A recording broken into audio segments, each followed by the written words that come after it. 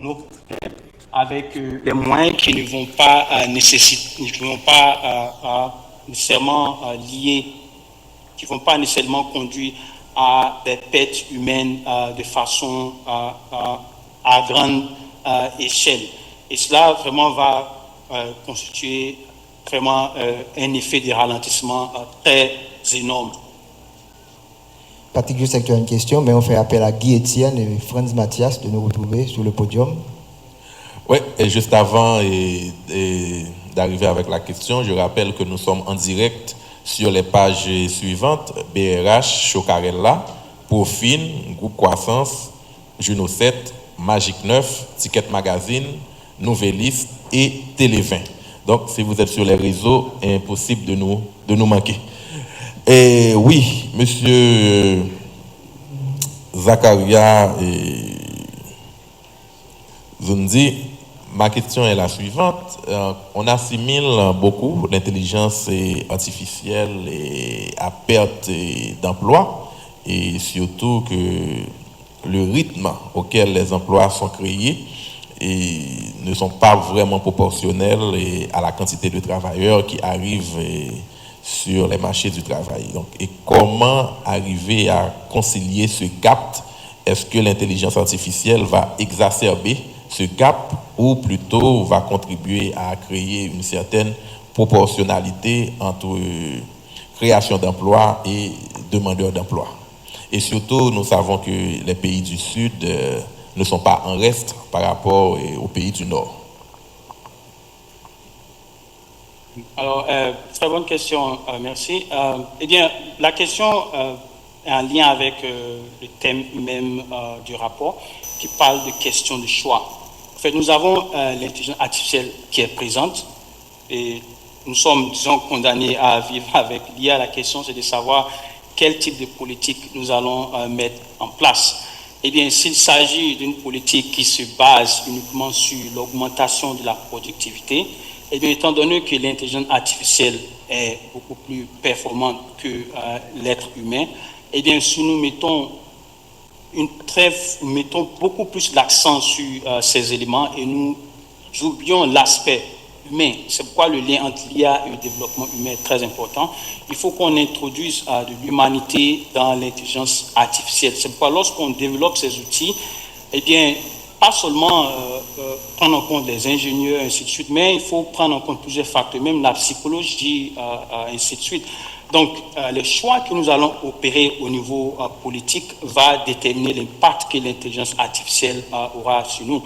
Bien entendu, certains postes pourront être supprimés, mais avec de bonnes politiques, avec une bonne stratégie, et bien beaucoup d'autres postes pourront être créés, notamment dans le domaine du développement des outils IA, par exemple, ou des emplois qui sont, disons, où il y a une complémentarité entre l'humain et l'intelligence artificielle. Donc, je pense que tout est question vraiment de choix, tout est question de politique. Il faut qu'on réfléchisse en fonction des réalités qui sont présentes à nous, à mettre en place des politiques où l'IA représentera un complément plutôt qu'un remplacement. Nous, au niveau des pays développés, nous avons un déclin de la population. Donc, bien que l'IA contribue à supprimer les emplois, du fait qu'on a un déclin de la population au niveau des pays développés, eh bien, l'impact, disons, n'est pas assez large par rapport à si on a un même scénario au niveau des pays en développement où on a une forte population, une population grandissante.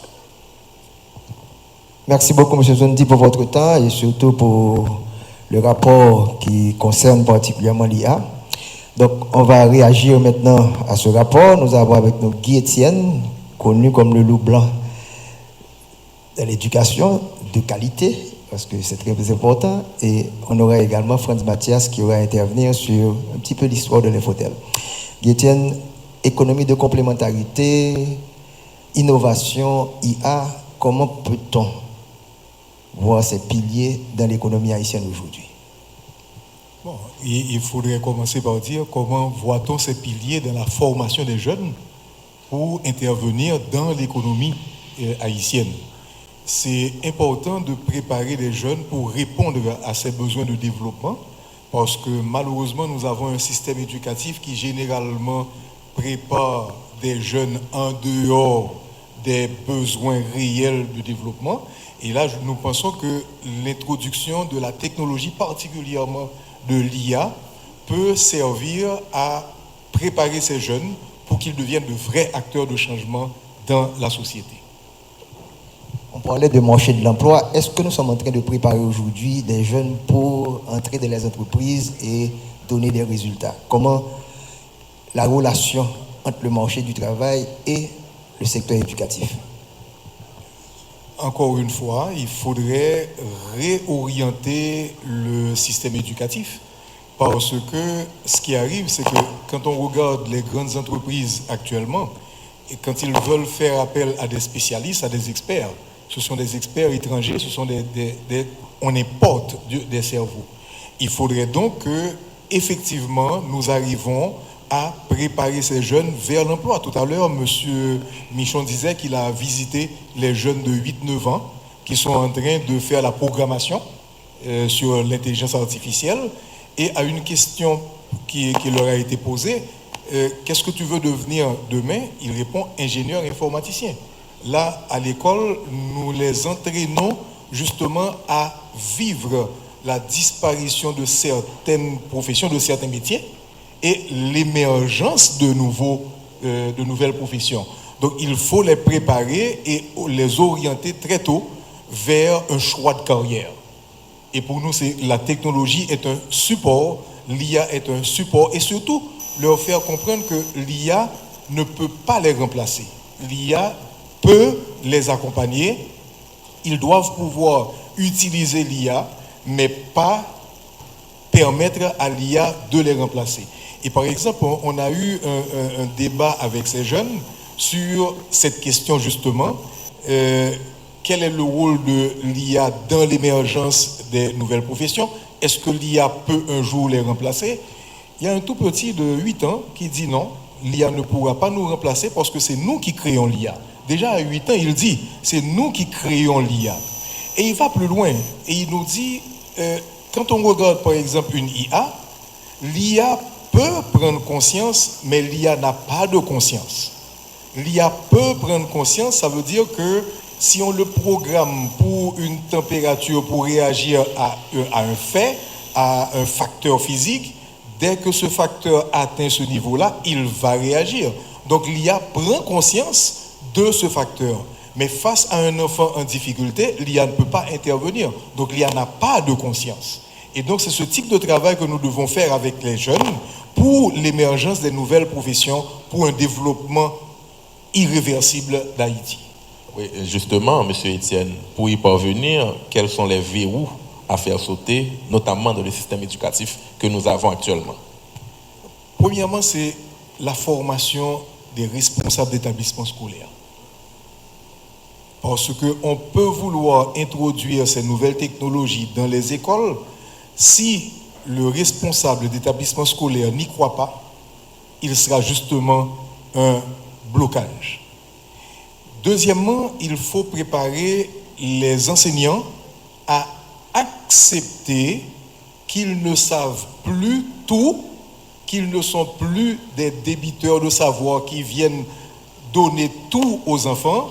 Il faut les transformer en coach, en guide, en accompagnateur. Parce que, au fait, les enfants, avec cette technologie, les informations sont disponibles. Mais que faire de ces informations-là? Donc, il y a une formation assez spéciale, assez spécifique qu'on doit faire avec les enseignants. Et il faut aussi une politique publique du ministère de l'Éducation ou de l'État. Parce que on peut tout mettre en place. Qu'est-ce qui peut arriver comme problème? Quand nous prenons par exemple nos enfants qui utilisent énormément la technologie. Je ne suis pas gêné de le dire, au contraire, je suis fier de le dire. Mes élèves me dépassent. Et déjà à l'école, quand ils dépassent nos compétences, on les envoie aux examens, un examen officiel. Voilà un verrou qu'il faut faire sauter. les examens officiels tels qu'on les organise actuellement. Vous savez, ça peut vous choquer de m'entendre dire que certaines fois, je dis, nous sommes obligés de dire à nos élèves, si aux examens officiels, on vous pose telle question, voilà comment vous devez répondre pour réussir, tout en sachant que ce n'est plus ça. Donc voilà un verrou important, la réorganisation du système éducatif pour aller vers un autre type d'évaluation. On ne pourrait même plus parler d'examen, il faudrait une évaluation pour prendre des décisions après. On sait bien que ça coûte beaucoup, très cher parfois pour les examens du bac de 9e année. Donc on aurait pu prendre cet argent et mettre dans le fonds IA et avoir d'autres évaluations beaucoup plus modernes. Ouais. Franz Mathias, un vieux de la vieille, bah ouais. Juste avant Kessner, de passer à M. Mathias. Et quand on parle du collège 4 Pressoir et professeur Etienne, donc le collège 4 Pressoir fait figure de pionnier de par la formation qui est dispensée et de par des initiatives comme l'Expo Science. Donc on dirait même qu'on parle d'une marque déposée. Donc est-ce que vous pouvez présenter pour nous le modèle 4 Pressoir? Qu'est-ce qui le rend si à part? Bon, je ne sais pas si le collège 4 Pressoir est à part. Le collège 4 Pressoir pose les problématiques. Vous parlez de jeunes de 8 ans, de 9 ans qui utilisent l'intelligence artificielle, qui sont en train de faire de la programmation. Donc, c'est pas monnaie courante. On va pas aller dans 20 écoles, 30 écoles en Haïti, on va trouver ça. Oui, nous sommes d'accord, mais je le dis tout de suite, ces jeunes qui utilisent ces programmations d'intelligence artificielle ne sont pas plus intelligents que les autres. Ils sont seulement placés dans un système qui stimule leur intelligence.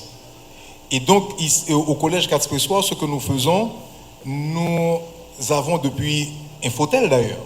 J'ai été content de me voir dans une photo à Infotel. Nous avons toujours pris la décision que l'école ne devrait plus être l'endroit où les enfants apprennent par cœur, récitent une leçon, obtiennent une note et oublient après ce qu'ils ont étudié.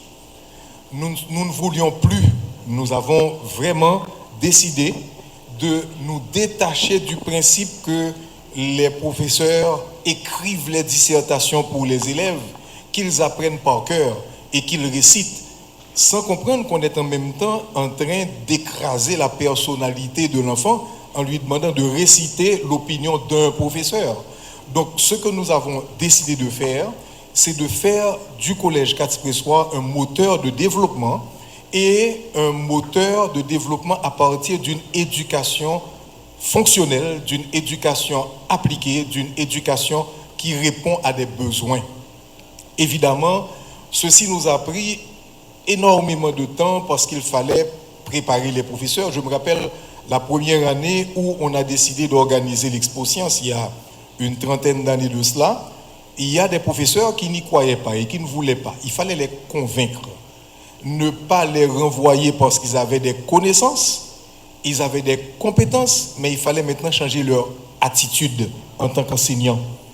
Et donc, au collège, ce que nous faisons, nous préparons les jeunes pour poser les problématiques de la société. Par exemple, vous parlez d'Expo Science.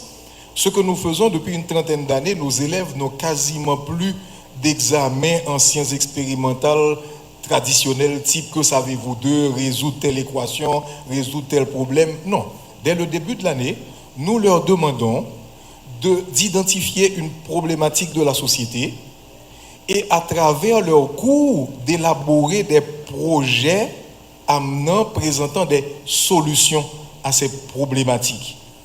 Et à partir de ce moment-là, il y a des gens qui pensent que c'est révolutionnaire. Nous pouvons vous dire que dès le mois de novembre au plus tard, nous invitons les élèves à se mettre ensemble et à choisir leur examen de fin d'année. Donc ce n'est pas à l'enseignant de donner un examen de fin d'année, c'est à l'élève de choisir son examen de fin d'année avec des critères. Son examen doit répondre à l'élaboration de solutions d'une problématique identifiée. Et en même temps, ce que nous faisons, nous apprenons à nos élèves à travailler en groupe. Ce qui veut dire qu'ils passent leur examen ensemble. Qu'est-ce que nous avons appris quand nous étions à l'école? Quand nous passions un examen, il fallait cacher pour que le voisin ne voit pas. Je ne veux pas dire pour autant qu'il faut permettre aux voisins de regarder ce qu'on écrit. On ne veut pas encourager la tricherie, mais on préfère les mettre ensemble. Qu'ils pensent ensemble, qu'ils conçoivent ensemble un projet et aussi et surtout qu'ils réussissent ensemble. Et là, par exemple, maintenant...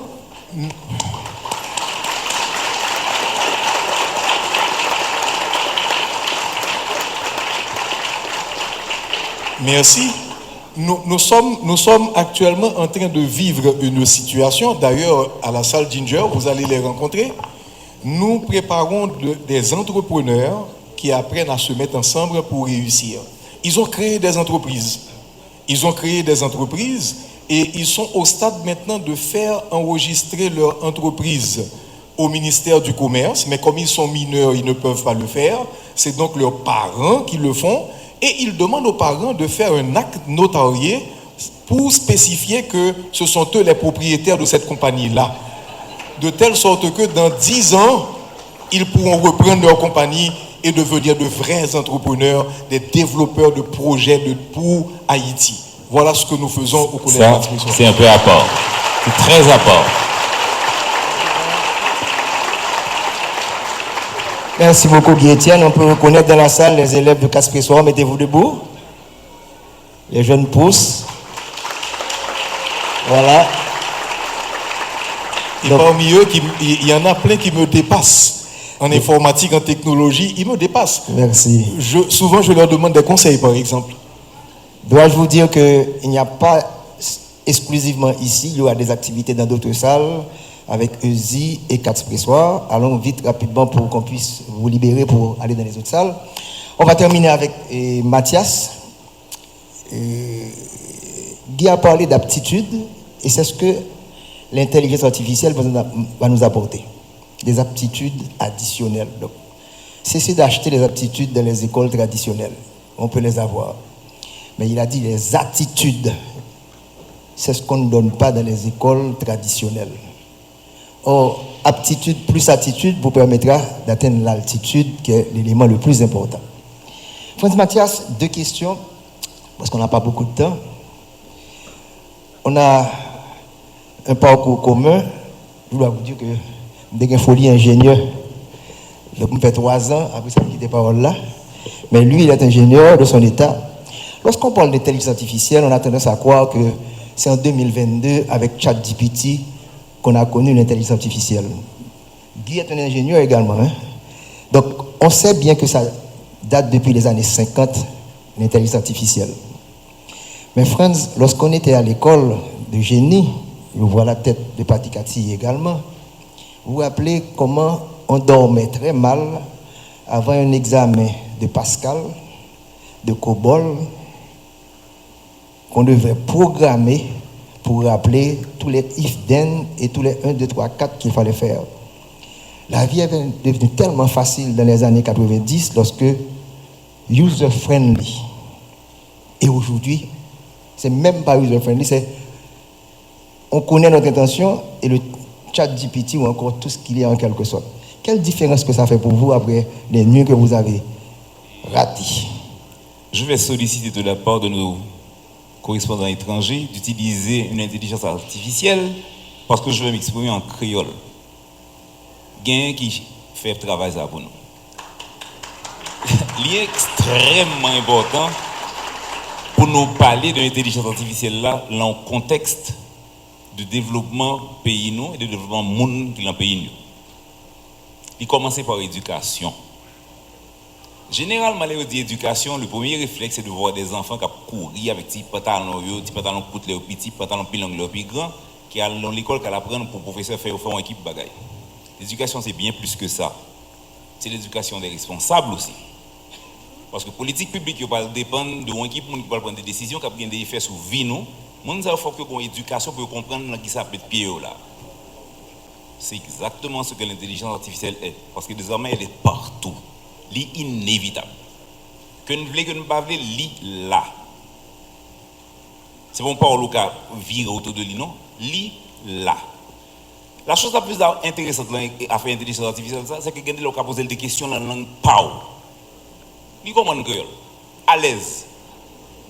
Il répond nous en créole, à l'aise. Il corrige le créole, à l'aise. Donc, on ne peut pas prendre une décision pour jouer autour de lui. Il faut qu'on rentre là-dedans. La question, c'est qui Jean? Et question, ça m'a dit non seulement intelligence non artificielle. Les ordinateurs étaient trop grands et trop peu nombreux pour nous comprendre qui Jean ou intelligence artificielle. Alors, j'ai posé la question à certaines personnes. Si je demande n'importe qui dans la salle, ça inclut aux experts, expliquer l'intelligence artificielle en 10 minutes, je n'ai pas l'impression d'avoir 23 réponses. La chose est sérieuse, elle existe, et puis il y a très peu de monde qui comprennent ça lié. Et là, écoute, c'est un passage obligé. On ne paye pas qu'à fond pas si on ne pas utiliser l'intelligence artificielle. Et puis c'est là le paradoxe. Si on mal utilisé, écoute, de mauvaises questions donnent de mauvaises réponses. Monsieur, la personne du PNUD qui était là tout à l'heure, j'ai oublié son nom, c'est pas le responsable. Monsieur Zumba est intéressant, c'est un bail pour nous comprendre l'intelligence artificielle. Ce sont des machines, est-ce que vous avez des machines, ce sont des bagailles, pour dire américain, for the lack of a better world, c'est des bagailles qu'on entraîne. Pire, ils fait des machines qui entraînent des machines. Mais les machines, il faut qu'ils aient un entraînement préalable. Qui est-ce qui entraîne? Si son monde est entraîné, il a tendance à prendre un morceau de la personnalité de monde, ou bien ensemble de monde. Donc ça veut dire que pour nous mettre pied là-dedans, de telle sorte que nous-mêmes devons rentrer dans l'entraînement machine, politique publique, mais survie de mon pays d'où? Éducation. On ne parle pas de bourg. Éducation. Et de tous. Et la chose la plus intéressante de ce qui a passé là, c'est que l'intelligence artificielle a aidé l'éducation. Il a retiré la notion de ça, de maître là. Nous tous là, qui a un petit peu plus que 40 ans, moi-même mieux, nous parlons d'un maître.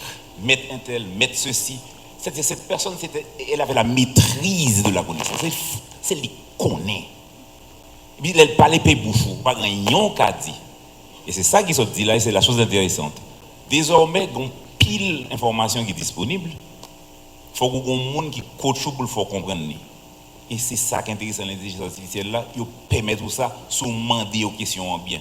Là encore, besoin d'éducation. Très bien, à fini. Bon, je demande excuse quand même. C'est pas grave. Peut-être 25 ans plus tard, pour pression de Kanbao. C'est qu'à peut-être, pas même que cheveux bleus, pas que cheveux bleus du tout.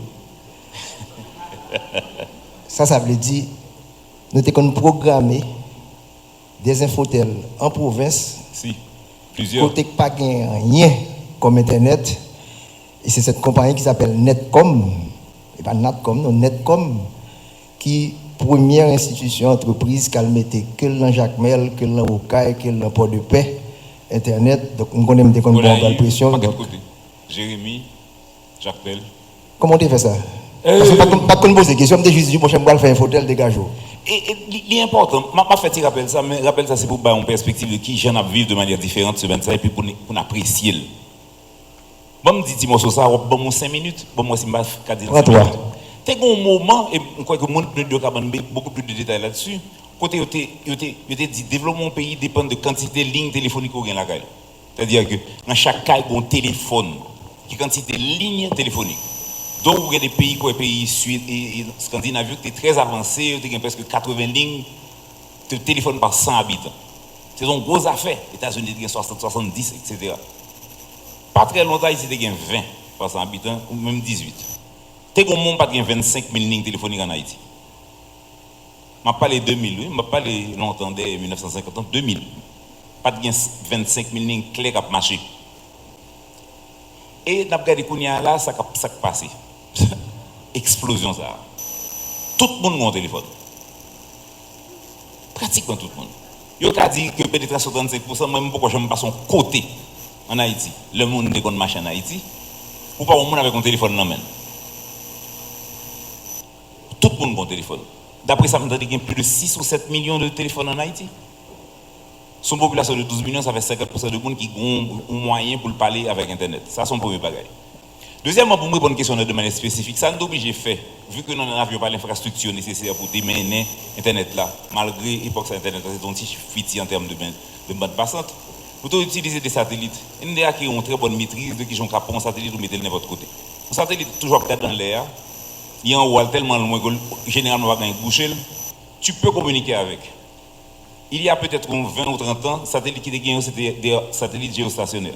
Ils campent à 40 000 km de la Terre, et puis ils campent à regarder même côté. Donc quand tu mets un gros boîte, pas exagérer non, un gros tige, 2 mètres 4, et 4 mètres, 6 mètres de diamètre, on va qui presque gros là, pour la regarder les satellites là, et puis on petit tout petit coup ton paquet de l'argent. Et puis, nous avons regardé là, nous tous qui vivons là en Haïti. Tout le monde qui vit sur la terre. Je ne sais pas une particularité spéciale pour ça qu'on fait là, non? Mais nous avons les Starlink pour un exemple parmi tant d'autres. N'importe qui a 200 mégabits par seconde la caille. 200 mégabits. Pour nous comprendre bien, en 1995, 45 mégabits par seconde a coûté 500 000 à 1 million de dollars par mois. Je vais répéter. 45 mégabits par seconde sur une région de satellite a coûté entre 500 000 et 2 millions de dollars par mois. 2 millions de dollars par mois. Starlink a 200 mégabits qui c'est 4 fois 45 à 50 dollars. Et là, même tout le monde a joué, pas Digicel mal rien avec Digicel ou avec notre combien les autres. Tu prends ton téléphone, pour le mail, on va battre jour qu'elle a 40, 50, 60, 100 mégabits par seconde. C'est progrès ça. Et c'est progrès ça pour nous assurer que nous prenons l'opportunité ça, que la technologie est pour nous. Et ça inclut l'intelligence artificielle là, pour nous mener le pays de l'autre côté. De Infotel, l'un gourmet pour nous faire 200. L'un de 128 km par seconde, c'est ton fait, oui. Quand il y a la 128 km par seconde, qui est-ce qui va l'occuper 128 km par seconde? On ne sait pas avec non? L'exister, bon, on ne va pas connaître l'exister. Mais quand il y a là 2 mégabits par seconde, n'importe où qui la Kaili, avec n'importe fournisseur, et tu ne t'en rends même pas compte. Pour me terminer, on date mal en Europe. Mal en côté en Europe, là, qui est sur la frontière Allemagne. Et puis, mon ordinateur m'a essayé de download un fichier. Je pèse un bouton, mon ordinateur pas occupé. Je pèse encore. Après 5 ou 6 pesées, c'est un fichier de 20 ou 30 mégabytes. Après 10 ou 20 pesées, je me dis, ça passe là, je me suis dit, vous ne pas imaginer qu'on a un gigabit par seconde dans la caille moyen. Donc 20 mégabits par seconde pour moins qu'une seconde pour le rentrer plo. Donc là, je suis pesé comme un imbécile là, parce que je m'habitue avec rien. Je suis pesé plusieurs mêmes fils là.